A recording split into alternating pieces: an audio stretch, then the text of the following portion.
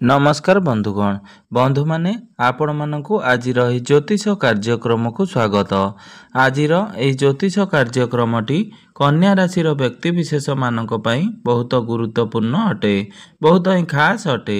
कारण आज वीडियो रे आमे माने जानिबा एही 2025 वर्ष मार्च मास कन्या राशि व्यक्ति विशेष मानक पई किपरि रहिछि।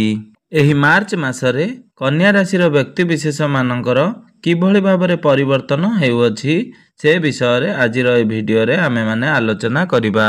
आजिर ए वीडियो रे आमे माने कन्या राशि मासिक राशिफल उपरे आलोचना करिबा। कन्या राशि व्यक्ति विशेष मानकर स्वास्थ्य, शिक्षा, प्रेम संपर्क, वैवाहिक जीवन, भाग्य, कैरियर एवं व्यापार वाणिज्यर स्थिति किपरि रहिछि एही मार्च मास 2025 रे से विषय रे आजिर ए वीडियो रे आमे माने विस्तार भाबरे आलोचना करिबा। नवग्रहंकर स्थिति मध्य देखिबा। नवग्रह केउ प्रकारर फल प्रदान करिबारे सक्षम हेबे। शेषरे अशुभत्व प्रदान करुथुवा ग्रह मानकर किछि विशेष प्रतिकार मध्य वीडियो रे शेषरे आमे जानिबा। तेबे बंधु माने आपण मानकर जदि कन्या राशि होई थाए तेबे वीडियोटी को स्किप न करी थरे मात्र शेष पर्यंत निश्चिंत देखंतु एवं वीडियो को गोटे लाइक करी चैनल टी को सब्सक्राइब कर दियंतु। आपण माने जदि सच्चा हृदय रे ईश्वर को भक्ति करुथांती, विश्वास करुथांती तेबे भक्ति एवं श्रद्धार सहित कमेंट बॉक्स रे जय मां लक्ष्मी, जय श्री जगन्नाथ अवश्य लिखि दियंतु। तेबे बंधु माने आसंतु आरंभ करिबा आजिर एही कार्यक्रम, जहा कि जन्म राशि एवं चंद्र राशि उपरे संपूर्ण आधारित अटे। तेबे बंधु माने राशि चक्रर 12 कोटी राशि मध्यरु षष्ठ राशि हेउची कन्या राशि एवं कन्या राशि राशियाधिपति हेउचंती बुध देव। तेबे एही मार्च मासर आरंभ रे बुध आपणकर कुंडलीर सप्तम भावरे विराजमान अछंती।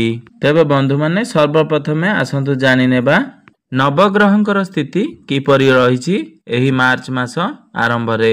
केतु आपणकर प्रथम भावरे विराजमान अछंती। शनि एवं सूर्य आपणकर कुंडलीर षष्ठ भावरे विराजमान अछंती। राहु एवं शुक्र मध्य आपणकर सप्तम भावरे विराजमान अछंती। देवगुरु बृहस्पति आपणक कुंडलीर नवम भावरे विराजमान अछंती। मंगल आपणकर दशम भावरे विराजमान अछंती। तेबे बंधु माने सर्वप्रथमे आसंतु जानि नेबा आपणकर स्वास्थ्य किपरि रहिबो एही मार्च मास 2025 रे। तेबे बंधु माने कुंडलीर प्रथम भावटी होई थाए आपणकर स्वास्थ्यर भाव, आपणकर इम्युनिटी सिस्टम रो भाव एवं आपणकर प्रथम भावर अधिपति हेउचंती बुध। बुध आपणकर सप्तम भावरे विराजमान अछंती एवं राहु एवं शुक्रंक सहित बुध आपणकर सप्तम भावरे विराजमान अछंती। बुध आपणक कुंडलीर सप्तम भावरे नीचस्थ अछंती एवं नीच भंग राजयोगर निर्माण करुछंती। आपण मानकु केवल दुईटी जिनिस प्रति ध्यान रखिबार अछि। कारण बुध जेहेतु राहुंक सहित विराजमान अछंती तो आपणकु आपणकर स्किन रो जत्न नेबार अछि। कारण एही समय रे आपणकर स्किन रिलेटेड किछि समस्या देखा देई पारे एवं गुरु जेहेतु आपणकर शत्रु राशि रे विराजमान अछंती तो आपणकर डाइजेशन भली किछि प्रॉब्लम देखा देई पारे। तो आपण निजर खाद्यपेय प्रति दृष्टि देबा उचित बा जत्नशील हेबा उचित। यह व्यतीत एही मासरे आपणकर कोनोसी बड़ स्वास्थ्य जनित समस्या देखा जाउ नाही। केवल स्किन रिलेटेड किछि प्रॉब्लम आपणकर देखा देई पारे, जेपर कि एलर्जी, इन्फेक्शन भली समस्या देखा देई पारे। आपनकु ए सब प्रति टिके सतर्कता अवलंबन करिवार अछि। एबे आसंतु जानि नेबा आपनकर शिक्षा क्षेत्र किपरि रहिबो एही मार्च मास 2025 रे। शिक्षार्थी मानक पई किपरि रहिबो एही मार्च मासटी। तो बंधु माने कुंडलीर पंचम भावटी होई थाए आपनकर शिक्षा क्षेत्रर भाव एवं आपनकर पंचम भावर अधिपति हेउचंती शनि देव। शनि आपणक कुंडलीर षष्ठ भावरे विराजमान अछंती एवं सूर्यंक सहित विराजमान अछंती। एहा व्यतीत 29 मार्च को शनि निजर राशि परिवर्तन करी आपणकर सप्तम भाव को चलन करिवे। जे पर्यंत शनि आपणकर कुंडलीर षष्ठ भावरे विराजमान अछंती आपणकर पाठ पढ़ार स्थिति बहुत भल रहिबो ମାତ୍ର 29 ମାର୍ଚ୍ଚକୁ ଶନି ଯେତେବେଳେ ନିଜର ରାଶି ପରିବର୍ତ୍ତନ କରି ଆପଣଙ୍କ କୁଣ୍ଡଳୀର ସପ୍ତମ ଭାବକୁ ଗୋଚର କରିବେ ତ ସେଠାରେ ଶନି ରାହୁଙ୍କ ସହିତ ବିରାଜମାନ ରହିବେ। ରାହୁ 18 ମଇ 2025 ପର୍ଯ୍ୟନ୍ତ ଆପଣଙ୍କର ସପ୍ତମ ଭାବରେ ବିରାଜମାନ ରହିବେ ଏବଂ ଶନି ଦୀର୍ଘ 2.5 ବର୍ଷ ପର୍ଯ୍ୟନ୍ତ ଆପଣଙ୍କ କୁଣ୍ଡଳୀର ସପ୍ତମ ଭାବରେ ବିରାଜମାନ ରହିବେ। ତ ଯେତିକି ସମୟ ରାହୁ ଏବଂ ଶନି ଆପଣଙ୍କର ସପ୍ତମ ଭାବରେ ଏକାଠି ରହିବେ ତ ଶ୍ରାପିତ ଦୋଷର ନିର୍ମାଣ କରିବେ। କାରଣ ଯେତେବେଳେ ରାହୁ ଏବଂ ଶନି ଗୋଟିଏ ରାଶିରେ ବିରାଜମାନ ରୁହନ୍ତି ସେତେବେଳେ ଶ୍ରାପିତ ଦୋଷର ନିର୍ମାଣ କରିଥାନ୍ତି। ଯେତେବେଳେ ରାହୁ ଏବଂ ଶନି ଆପଣଙ୍କ କୁଣ୍ଡଳୀର ସପ୍ତମ ଭାବରେ ଏକାଠି ହେବେ ସେତେବେଳେ ଆପଣଙ୍କର ମନକୁ ବିଭିନ୍ନ ପ୍ରକାର ଭ୍ରାନ୍ତ ଧାରଣା ସୃଷ୍ଟି ହେବ। ତେବେ ଆପଣ ଏହି ସମୟର ଅବଧି ମଧ୍ୟରେ ଆପଣଙ୍କର ମାଇଣ୍ଡକୁ ସ୍ଥିର ରଖିବା ଉଚିତ। ଆପଣ ନିଜ ଭିତରେ ପେସେନ୍ସ ରଖିବା ଉଚିତ। ଆପଣ ଅନ୍ୟମାନଙ୍କର କଥା ଶୁଣି କୌଣସି ବି ଭୁଲ ନିଷ୍ପତ୍ତି ନିଅନ୍ତୁ ନାହିଁ କିମ୍ବା କୌଣସି ଭୁଲ କାର୍ଯ୍ୟ କରନ୍ତୁ ନାହିଁ। ଆପଣ ଭଲ ଭାବରେ ଭାବିଚିନ୍ତି ଆପଣଙ୍କୁ ଯେଉଁଟା ଠିକ୍ ଲାଗୁଛି ସେଇଟା ଡିସିସନ୍ ନିଅନ୍ତୁ। ଏବେ ଆସନ୍ତୁ ଜାଣିନେବା ଆପଣଙ୍କର ପ୍ରେମ ଜୀବନ କିପରି ରହିବ ଏହି ମାର୍ଚ୍ଚ ମାସ 2025ରେ। ତ ବନ୍ଧୁମାନେ କୁଣ୍ଡଳୀର ପଞ୍ଚମ ଭାବଟି ଆପଣଙ୍କର ଶିକ୍ଷା କ୍ଷେତ୍ରର ଭାବ ହେବା ସହିତ ପଞ୍ଚମ ଭାବଟି ଆପଣଙ୍କର ପ୍ରେମ ଜୀବନର ଭାବ, ଆପଣଙ୍କର ସନ୍ତାନ ସନ୍ତତିର ଭାବ। ଆପଣଙ୍କର ପଞ୍ଚମ ଭାବର ଅଧିପତି ହେଉଛନ୍ତି ଶନିଦେବ।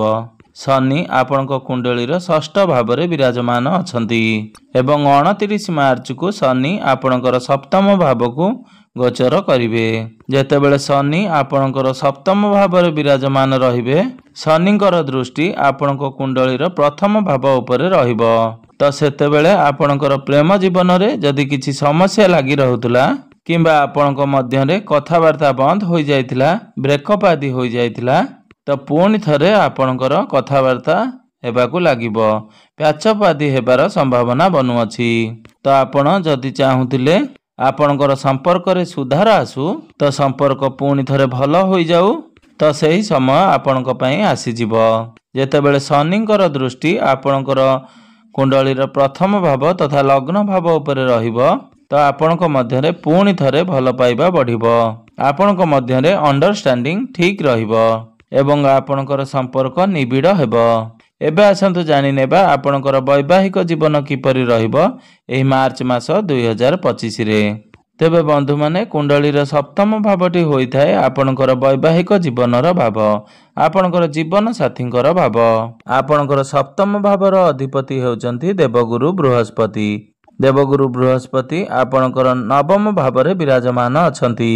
ଆପଣଙ୍କର ସପ୍ତମ ଭାବରେ ରାହୁ ବିରାଜମାନ ଅଛନ୍ତି ଏବଂ ଦୁଇଟି ଶୁଭ ଗ୍ରହ ବୁଧ ଏବଂ ଶୁକ୍ର ମଧ୍ୟ ବିରାଜମାନ ଅଛନ୍ତି। ତଥାପି ରାହୁ ଯେହେତୁ ପାପୀ ଗ୍ରହ ଅଟନ୍ତି ତ 18 ମଇ 2025 ପର୍ଯ୍ୟନ୍ତ ରାହୁ ଆପଣଙ୍କର ସପ୍ତମ ଭାବରେ ବିରାଜମାନ ରହିବେ।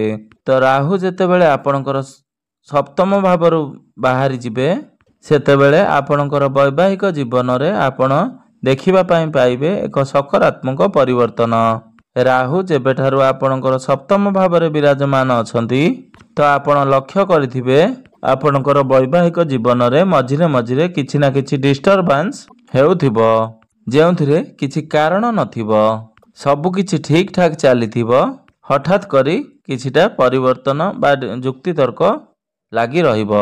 ତ ଆପଣ ଏସବୁକୁ ଯଦି ନର୍ମାଲ ନିଅନ୍ତି ଏହାର ପ୍ରଭାବ ଆପଣଙ୍କର ବୈବାହିକ ଜୀବନ ଉପରେ ପଡ଼ିବ ନାହିଁ। ଯଦି ଆପଣଙ୍କ ମଧ୍ୟରେ କଳି ଝଗଡ଼ା ବା ଯୁକ୍ତିତର୍କ ହେଉଛି ତାକୁ ଆପଣ ନର୍ମାଲ ନେଉଛନ୍ତି ତ ଆପଣଙ୍କର ବୈବାହିକ ଜୀବନରେ ଏହାର କୌଣସି ଖରାପ ପ୍ରଭାବ ପଡ଼ିବ ନାହିଁ। ତ ମାର୍ଚ୍ଚ ମାସରେ ଆପଣଙ୍କର ସପ୍ତମ ଭାବରେ ଶୁକ୍ର ଏବଂ ବୁଧ ବିରାଜମାନ ଅଛନ୍ତି ଏବଂ ଆପଣଙ୍କର ସପ୍ତମ ଭାବର ଅଧିପତି ନବମ ସ୍ଥାନରେ ବିରାଜମାନ ଅଛନ୍ତି। ତ ଏହି ମାର୍ଚ୍ଚ ମାସରେ ଆପଣଙ୍କର ବୈବାହିକ ଜୀବନ ବହୁତ ହିଁ ଭଲ ରହିବ। ଏହା ବ୍ୟତୀତ ବୁଧ ଏବଂ ଶୁକ୍ରଙ୍କର ଦୃଷ୍ଟି ଆପଣଙ୍କର ପ୍ରଥମ ଭାବ ଉପରେ ରହୁଅଛି। ତ ଏସବୁ ଫଳରେ ଆପଣଙ୍କର ବୈବାହିକ ଜୀବନ ବହୁତ ହିଁ ଭଲ ରହିବ। ଏବେ ଆସନ୍ତୁ ଜାଣିନେବା ସବୁଠାରୁ ଗୁରୁତ୍ୱପୂର୍ଣ୍ଣ ବିଷୟବସ୍ତୁ ଆପଣଙ୍କର ଭାଗ୍ୟ, କ୍ୟାରିୟର ଏବଂ ବ୍ୟାପାର ବାଣିଜ୍ୟର ସ୍ଥିତି କିପରି ରହିବ ଏହି ମାର୍ଚ୍ଚ ମାସ 2025ରେ। ତେବେ ବନ୍ଧୁମାନେ କୁଣ୍ଡଳୀର ନବମ ଭାବଟି ହୋଇଥାଏ ଆପଣଙ୍କର ଭାଗ୍ୟର ଭାବ ଏବଂ ଦଶମ ଭାବଟି ହୋଇଥାଏ ଆପଣଙ୍କର କାର୍ଯ୍ୟକ୍ଷେତ୍ରର ଭାବ, ଆପଣଙ୍କର କ୍ୟାରିୟରର ଭାବ ଏବଂ ସପ୍ତମ ଭାବଟି ହୋଇଥାଏ ଆପଣଙ୍କର ବ୍ୟାପାର ବାଣିଜ୍ୟର ଭାବ। ଆପଣଙ୍କର ନବମ ଭାବର ଅଧିପତି ହେଉଛନ୍ତି ଶୁକ୍ର, ଯିଏକି ଆପଣଙ୍କ କୁଣ୍ଡଳୀର ସପ୍ତମ ଭାବରେ ଉଚ୍ଚସ୍ଥ ଅଛନ୍ତି ଏବଂ ବୁଧଙ୍କ ସହିତ ବିରାଜମାନ ଅଛନ୍ତି ଏବଂ ଭାଗ୍ୟର କାରକ ଗ୍ରହ ଗୁରୁ ମଧ୍ୟ ଆପଣଙ୍କର ଭାଗ୍ୟ ଭାବରେ ହିଁ ବିରାଜମାନ ଅଛନ୍ତି। ତ ଭାଗ୍ୟ ଦୃଷ୍ଟିରୁ ଦେଖିବାକୁ ଗଲେ ଏହି ମାର୍ଚ୍ଚ ମାସଟି ଆପଣଙ୍କ ପାଇଁ ସର୍ବୋତ୍ତମ ରହିବ ଏବଂ ଯେହେତୁ ଆପଣଙ୍କୁ ଆପଣଙ୍କର ଭାଗ୍ୟର ପୂର୍ଣ୍ଣ ମାତ୍ରାରେ ସାଥ ମିଳୁଛି, ତ ଆପଣ ଯେଉଁ ବି କାର୍ଯ୍ୟ କରିବା ପାଇଁ ଚାହୁଁଛନ୍ତି ତାହାକୁ ଆପଣ ବିନା ଦ୍ୱିଧାରେ କରିପାରନ୍ତି। ଏହି ସମୟରେ ଯଦି ଆପଣ କୌଣସି ବଡ଼ କାର୍ଯ୍ୟର ଆୟୋଜନ କରିବାକୁ ଚାହୁଁଛନ୍ତି କିମ୍ବା ଇନଭେଷ୍ଟମେଣ୍ଟ କରିବାକୁ ଚାହୁଁଛନ୍ତି, ମିଟିଂ, ଡିଲ୍ କିମ୍ବା କୌଣସି ଯାନବାହନ, ଜମି, ପ୍ରପର୍ଟି ଇତ୍ୟାଦି କରିବା ପାଇଁ ଚାହୁଁଛନ୍ତି, ଆପଣଙ୍କର ଭାଗ୍ୟ ସହିତ ଯେକୌଣସି ଜିନିଷ କରିବା ପାଇଁ ଚାହୁଁଛନ୍ତି, ଆପଣଙ୍କୁ ନିଶ୍ଚୟ ସଫଳତା ପ୍ରାପ୍ତି ହେବ। ଆପଣ କୌଣସି ଶୁଭ ମାଙ୍ଗଳିକ କାର୍ଯ୍ୟର ଆୟୋଜନ କରିପାରନ୍ତି। ଏବେ ଆସନ୍ତୁ ଜାଣିନେବା ଆପଣଙ୍କର କ୍ୟାରିୟର କିପରି ରହିବ ଏହି ମାର୍ଚ୍ଚ ମାସ 2025ରେ। ତ ବନ୍ଧୁମାନେ କୁଣ୍ଡଳୀର ଦଶମ ଭାବଟି ହୋଇଥାଏ ଆପଣଙ୍କର କାର୍ଯ୍ୟକ୍ଷେତ୍ରର ଭାବ, ଆପଣଙ୍କର କ୍ୟାରିୟରର ଭାବ ଏବଂ ଆପଣଙ୍କର ଦଶମ ଭାବରେ ବିରାଜମାନ ଅଛନ୍ତି ମଙ୍ଗଳ। ତ ଏହି ମାସରେ ଆପଣ ନିଜକୁ ଏନର୍ଜେଟିକ୍ ଫିଲ୍ କରିବେ। ତ ଆପଣ ନିଜକୁ ମାଲିକ ବା ବସ୍ ଭାବିବା ଉଚିତ ନୁହେଁ, କାରଣ ମଙ୍ଗଳ ଯେହେତୁ ଅଗ୍ନି ତତ୍ତ୍ୱର ଗ୍ରହ ଅଟନ୍ତି ଏବଂ ମଙ୍ଗଳଙ୍କର ଦୃଷ୍ଟି ଆପଣଙ୍କର ପ୍ରଥମ ଭାବ ଉପରେ ରହୁଅଛି, ତ ଆପଣ ଅନ୍ୟ କାହାର କଥାରେ କାର୍ଯ୍ୟ କରିବା ପାଇଁ ପସନ୍ଦ କରିବେ ନାହିଁ। ଆପଣ କାହାରି କଥା ଶୁଣିବେ ନାହିଁ। ତେବେ ଏସବୁଠାରୁ ଆପଣ ଦୂରେଇ ରୁହନ୍ତୁ। ଆପଣ ନିଜ ହିସାବରେ କାମ କରନ୍ତୁ, କିନ୍ତୁ ଅନ୍ୟମାନଙ୍କୁ ଅସମ୍ମାନ କରନ୍ତୁ ନାହିଁ କିମ୍ବା ତାଙ୍କୁ ଅପମାନିତ କରନ୍ତୁ ନାହିଁ। ତ ଆପଣଙ୍କର ଦଶମ ଭାବର ଅଧିପତି ବୁଧ ଆପଣଙ୍କର ସପ୍ତମ ଭାବରେ ବିରାଜମାନ ଅଛନ୍ତି। ବୁଧ ଯେହେତୁ ଆପଣଙ୍କର ଶୁକ୍ରଙ୍କ ସହିତ ବିରାଜମାନ ଅଛନ୍ତି, ତ ଆପଣଙ୍କର କମ୍ୟୁନିକେସନ୍ ସ୍କିଲ୍ ଭଲ ରହିବ। ଆପଣ ଅନ୍ୟମାନଙ୍କ ଉପରେ ରାଗକୁ ମଧ୍ୟ ବାହାର କରିପାରନ୍ତି। ତ ଆପଣ ଏସବୁ କଥା ପ୍ରତି ବିଶେଷ ଧ୍ୟାନ ରଖିବେ, କାରଣ ମଙ୍ଗଳ ଯେହେତୁ ଆପଣଙ୍କର ଦଶମ ଭାବରେ ବିରାଜମାନ ଅଛନ୍ତି, ମଙ୍ଗଳଙ୍କର ଦୃଷ୍ଟି ଆପଣଙ୍କର ପ୍ରଥମ ଭାବ ଉପରେ ରହୁଅଛି, ତ ଆପଣଙ୍କ ମଧ୍ୟରେ ଅଧିକ କ୍ରୋଧ ଦେଖାଦେଇପାରେ। ତ ଆପଣ ଏହି କ୍ରୋଧ ଉପରେ ନିୟନ୍ତ୍ରଣ ରକ୍ଷା କରନ୍ତୁ। ଏହି ମାର୍ଚ୍ଚ ମାସରେ ଆପଣଙ୍କର କ୍ୟାରିୟର 70ରୁ 80% ଭଲ ରହିବ। ଆପଣଙ୍କର କାର୍ଯ୍ୟ ଗୁଡ଼ିକ ବହୁତ ଭଲ ରହିବ। ଯଦି ଆପଣଙ୍କର ଫାଇନାନ୍ସିଆଲ କାମ ରହିଛି ବା କମ୍ୟୁନିକେସନ୍ କାମ ରହିଛି, ଅନଲାଇନ୍ କିମ୍ବା କମ୍ପ୍ୟୁଟରରେ କାର୍ଯ୍ୟ କରୁଛନ୍ତି, ଆପଣ ହାର୍ଡ଼ୱେୟାରର ଇଞ୍ଜିନିୟରିଂ କାମ କରୁଛନ୍ତି, ତ ଏସବୁ କ୍ଷେତ୍ରରେ ଆପଣଙ୍କୁ ବହୁତ ଅଧିକ ସଫଳତା ପ୍ରାପ୍ତି ହେବ। ଏବେ ଆସନ୍ତୁ ଜାଣିନେବା ଆପଣଙ୍କର ବ୍ୟାପାର ବାଣିଜ୍ୟର ସ୍ଥିତି କିପରି ରହିବ ଏହି ମାର୍ଚ୍ଚ ମାସ 2025ରେ। ତେବେ ବନ୍ଧୁମାନେ ବ୍ୟାପାରର କାରକ ଗ୍ରହ ବୁଧ ଆପଣଙ୍କର କୁଣ୍ଡଳୀର ସପ୍ତମ ଭାବରେ ବିରାଜମାନ ଅଛନ୍ତି ଏବଂ ଶୁକ୍ରଙ୍କ ସହିତ ବିରାଜମାନ ଅଛନ୍ତି। ତ ବ୍ୟାପାର ଆପଣଙ୍କର ଏହି ମାର୍ଚ୍ଚ ମାସରେ ବହୁତ ହିଁ ଭଲ ରହିବ। ଆପଣଙ୍କର ଡେଲି ଇନକମ୍ରେ ଗ୍ରୋଥ୍ ହେବ। ତେବେ ବନ୍ଧୁମାନେ ଏବେ ଆସନ୍ତୁ ଜାଣିନେବା କିଛି ସରଳ ପ୍ରତିକାର ବିଷୟରେ, ଯେଉଁ ପ୍ରତିକାର ଗୁଡ଼ିକ କରିବା ଦ୍ୱାରା ଏହି ମାସରେ ଆସୁଥିବା ଅଶୁଭତ୍ୱ ଗୁଡ଼ିକ ଖଣ୍ଡନ ହୋଇ ଆପଣଙ୍କୁ ଶୁଭ ଫଳ ପ୍ରାପ୍ତି ହେବ ଏବଂ ଆପଣଙ୍କର ଭାଗ୍ୟରେ ଉନ୍ନତି ଆସିବ। ତ ବନ୍ଧୁମାନେ ରାହୁ ଯେହେତୁ ଆପଣଙ୍କ କୁଣ୍ଡଳୀର ସପ୍ତମ ଭାବରେ ବିରାଜମାନ ଅଛନ୍ତି, ତ ରାହୁଙ୍କର ପ୍ରତିକାର ସ୍ୱରୂପ ଆପଣ ପ୍ରତ୍ୟେକ ଦିନ ପକ୍ଷୀମାନଙ୍କୁ କିଛି ଦାନା ଖାଇବା ପାଇଁ ଦିଅନ୍ତୁ ଏବଂ ପ୍ରତ୍ୟେକ ଦିନ ବିଷ୍ଣୁ ସହସ୍ର ନାମର ପାଠ କରନ୍ତୁ।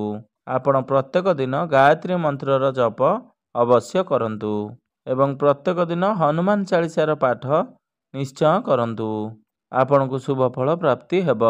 ତ ବନ୍ଧୁମାନେ ଆପଣଙ୍କର ଜୀବନ ମଙ୍ଗଳମୟ ହେଉ, ଏହା ହିଁ ଈଶ୍ୱରଙ୍କ ନିକଟରେ ମୋର ଏତିକି କାମ।